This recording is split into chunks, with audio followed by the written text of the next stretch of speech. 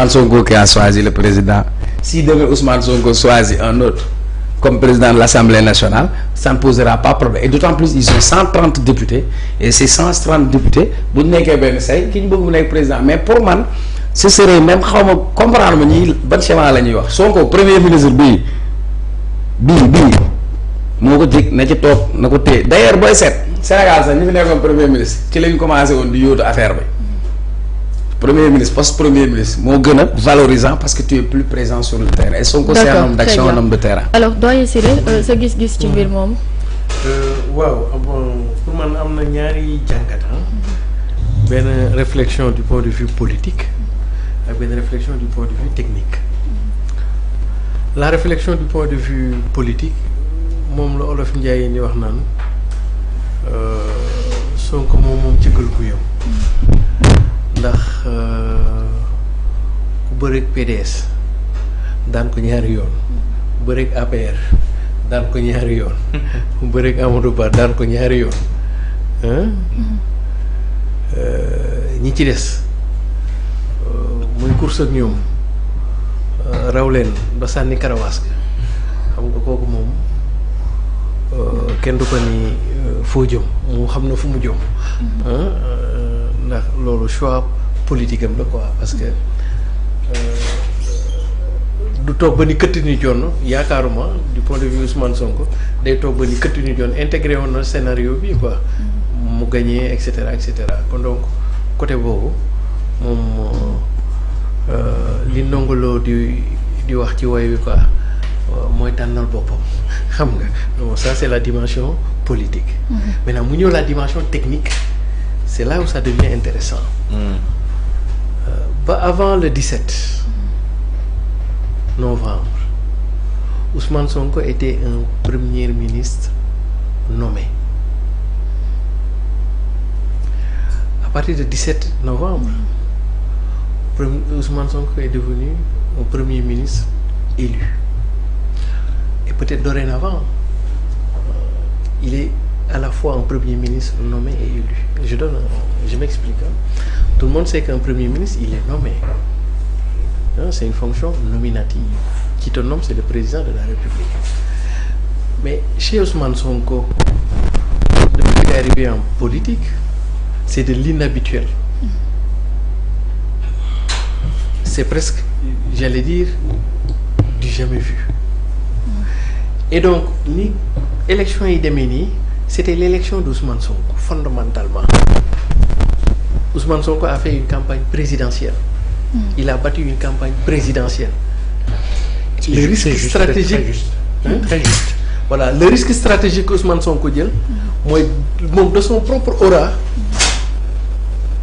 moi, balé liste. Alors que les autres étaient dans des logiques de liste. Moi, il était dans des logiques individualité.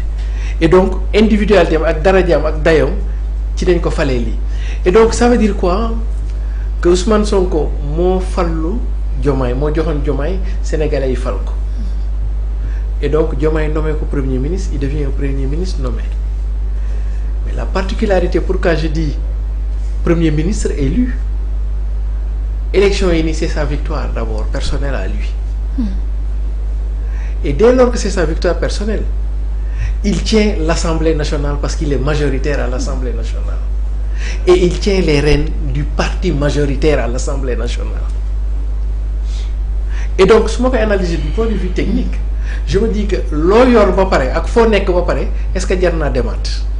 Parce qu'il tient à l'État l'Assemblée nationale. Parce que le parti majoritaire à l'Assemblée nationale, le chef c'est Ousmane Sonko. C'est pas le président de la République, c'est Ousmane Sonko. Est-ce que vous comprenez? Député, c'est presque affaire orale. Et mon nommé, en fait, désigner le président de la République, le Sénégalais, Falco. Et donc, il devient à la fois une forme d'ambivalence. Vous shiftez entre un premier ministre nommé, un premier ministre élu. Ça veut dire que quoi? Ça veut dire la légitimité d'incarner deux pouvoirs, même si on est dans la théorie de la séparation des pouvoirs. Damay faral di togn quoi. Xam nga mbey jey fay mu nek ci mbalax gi moom la Ousmane nekk ci politique bi. waaw ndax xam nga Mbéjee Faye day tegale tama yëpp di tulli di mbalax en même temps xam nga musique bi jolli comprendre que donc Ousmane aussi day am possibilité boobu moo tax je pense à l'état actuel par rapport ak identité moom bu mu am ci projet bi dans sa conception et cetera ni ñu ko jaayee on n'exécute pas le projet au niveau de l'Assemblée nationale, la mise en œuvre. C'est au niveau du gouvernement. Ouais. Et donc, comme moi, j'ai projet, moi, j'ai rupture, moi, le chef de la révolution, etc. Ouais. Pour moi, logiquement, du point de vue technique, il serait préférable qu'il continue à manager le projet, c'est-à-dire à rester Premier ministre. D'autant plus que, à mon l'Assemblée nationale, parce qu'il tient l'Assemblée nationale, parce qu'il est le chef du parti qui est majoritaire au niveau de l'Assemblée nationale. Et je pense aussi, sous l'Oramé, ça pourrait être aussi l'occasion de célébrer une grande figure de la gauche aussi, notre doyen Al-Lakan, je pense, parce que de par l'âge déjà, de par l'expérience, de par le combat qu'il a mené, la résilience, pas eu des meetings, des balais ou des balais de terrain à son âge, etc. Quoi. En fonction, il est plus actif. Il n'est pas un enjeu de pouvoir, pas bien en soi. Parce que Ousmane Sonko aussi, on ne fait attention.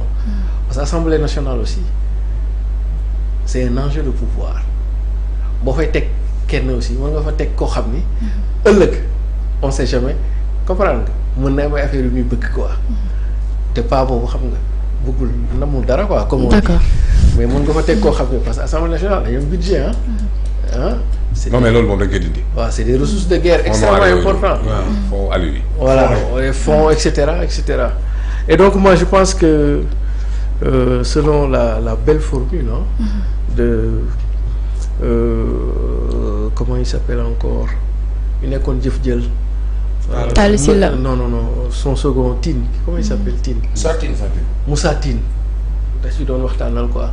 Et d'ailleurs, c'est même sa formule à lui qui me disait que, tu sais, il est juriste aussi, il me disait que si on l'analyse, parce qu'on était invité par un think tank où on réfléchissait un peu les perspectives de l'élection, et dans sa prise de position, il a dit cette expression-là que j'ai notée.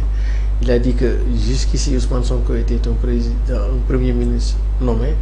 Aujourd'hui, il devient un premier ministre élu, en fait. Ça veut dire qu'il est nommé par Diomaye, certes, mais il tient en l'état l'Assemblée nationale. Parce que le parti majoritaire, il est le président de ce parti-là. D'accord. Et donc, Amna Kibi. Ouais. Aliou? Oui, concernant la présidence de l'Assemblée nationale, ndax jàpp nga ni Ousmane Sonko le mieux mooy mu daal di dem présider l'Assemblée nationale au détriment de poste bi nga xam ne am na ko déjà. Moi je pense que c'est vrai qu'il a le choix, mais li gënoon man ci sama gis-gis mooy boo fekkee ne da nga l'Assemblée nationale est un pouvoir. Pouvoir la boo xam ne. dafa bokk ci ñetti pouvoir yi nga xam ne moom la suñu régime teg au-delà du pouvoir exécutif bii mooy pouvoir législatif te dañ leen di fal ou dañ leen fal comme ni ñu falee le président de la République un peuple moo leen fal directement fal nañu Bassirou Diomaye Faye. Je pense que l'idée et la logique auraient voulu